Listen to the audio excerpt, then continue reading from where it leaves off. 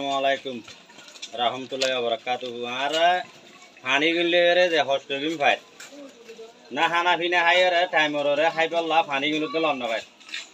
একটু গোসল করিম তো ব্যবহার করিম ফেলাইম খাই পেলা পর্যন্ত পানি গিলে মসজিদ হস্ত মারে আর তোমার পানি হস্ত বাদ দিলে মানুষ কে নতাই আর তো অনরাতে কি চাইতে পানির ব্যবস্থা কানা কানা করে আরারে জরুরত এনেকা আর যে বদবারে ফাইবাং করে চেষ্টা করি